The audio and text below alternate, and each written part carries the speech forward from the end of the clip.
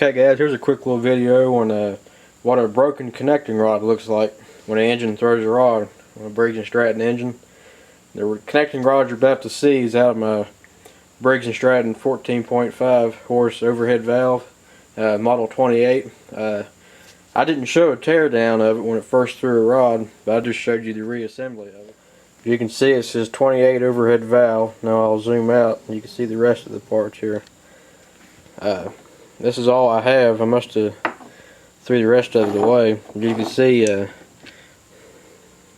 focus it in on the bearing surface. You can see how it looks like it was running low on oil, but it never was running low on oil. I think one of these bolts were starting to work loose because this is the newer style that don't have the bend over tabs, so it's real easy for them to work loose. That's what it looks like. You can see it just snapped right off. So yeah, just cast metal. All it is, cast aluminum.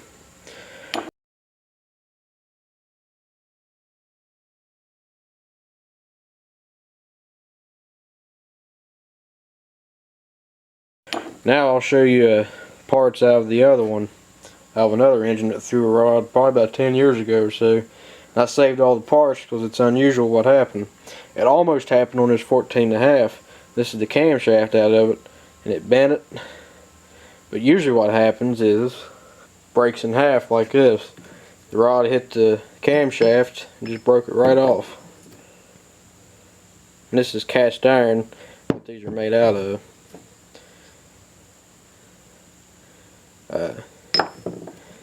And here's the rod out of it, what's left of it. A couple little pieces of it here. That just snapped right in half there. You can see it's got all scored up too. It might have been running low on oil, but I'm not for sure. I don't think it is because we usually keep a pretty good eye on the oil.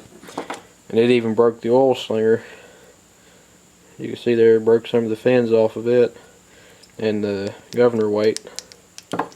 There's another little piece of the connecting rod. These are the bend over tabs I was telling you about on the last video. That's what they look like when you bend them over on one side so the bolts can't work loose.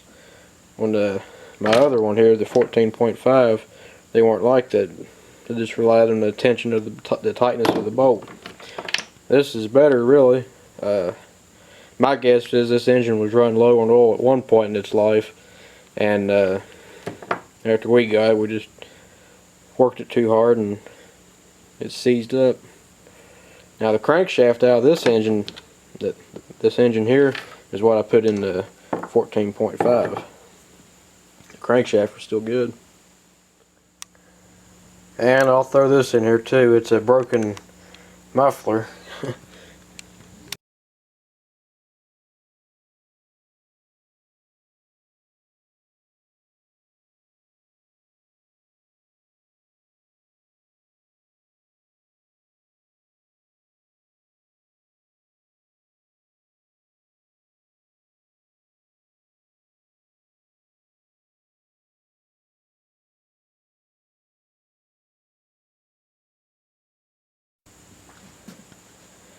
Yeah, I think that's all the broken parts I'll show you today.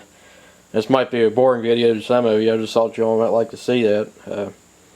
Well, thanks for subscribing and thanks for watching. We'll catch you on the next video. Thanks for watching.